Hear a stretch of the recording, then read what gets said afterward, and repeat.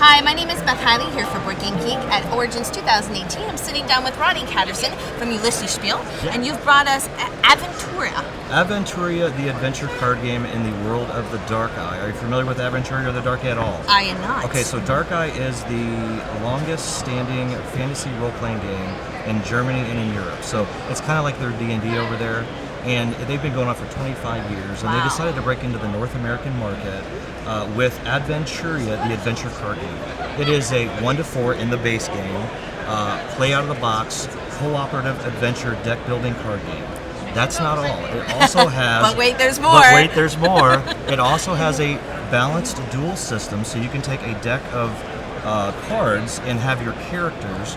And then fight against each other in a duel, and then battle to the life points, and roll dice and play cards and do actions, and it's a really great game. And I wanted to talk about it. I really appreciate the time that you're giving me. Absolutely. So let's assume that people, as I hadn't, don't know anything about Aventuria already. Right. So let's give it me a sense of what some of the backdrop is of that history that has been saturated in the European market already. Sure. So the history of the game, basically, in the Dark Eye is just it's a fantasy world. It's the German writers basically came out and said, we love the Dark Eye. It's such a great IP for us. We really wanted to bring it into a smaller, more accessible experience. And so what they did was they decided to design a game and then just basically put on the Dark Eye world and make these characters come to life. As you can see with the beautiful artwork here, the spin dials are amazing. All of the stuff you see here will come in the base game with the 4 base characters. We do have a couple that are expansion characters as well. And then you're going to get some D6 dice that are special to the game, D20 dice that are special to the game. One of the things I love about it is that if you're like me, you're a terrible dice roller. I am horrible. When I roll dice, I'm rolling low all the time. Well, in this game, rolling low is actually great. So a critical success when you're doing an attack or a skill check is actually a 1, and it's indicated by what we call the Dark Eye or the Fate Point. And so there's so many things to go on about rolling dice, doing attacks. For example, this character right here has a little basic equipment, and all of them are going to have basic equipment cards. And so the sorceress here, she basically will spend 1 endurance. And so when you draw cards from your hand when you're playing, you can put down 0, 1, or up to 2 cards from your hand face down, and then you can exhaust them to turn them into endurance. Kind of like energy for a game. Yeah. And you use that endurance to then play spells, do attacks, play cards from your hand. So, for example, this particular card right here is called Swarm of Hornets. And as you can see, it has a cost here of 4. So as the turns progress, you'll accumulate endurance, and then you'll exhaust those endurance to play cards. And when you do that, then you'll also spend the endurance to exhaust the card, and then you'll do is roll a d20, and then you'll match up that little symbol with the adjoining skill, which is magic at this point. So for example, if the sorceress wanted to cast Swarm of Hornets, you would simply just roll a d20, it would be a 14 or less. If you succeed, then you would roll a d6 for damage, plus 6 damage, and then your opponent would have a chance to roll a die for the dodge, which is the foot symbol, and they would have to roll, in this case, a 5 or under, and if they succeed, it's half damage rounded up. And the half damage rounded up is the most complicated thing you're going to get in this game. Everything else is just straightforward, very easy. So it's a really clean system. It's a very balanced system. It's got a lot going on for it, and not a lot of people know about it. We brought it out at Gen Con last year. We successfully kickstarted it in October of 2016. We were very proud of that.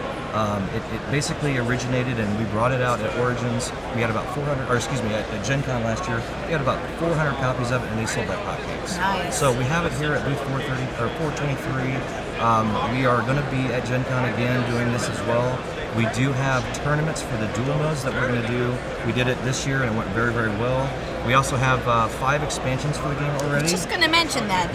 You had hinted there was more than just the original box. So the base game comes with 4 characters, so you can play it 1-4, so you can play it solo, and it's very, very accessible solo. The rules are very easy.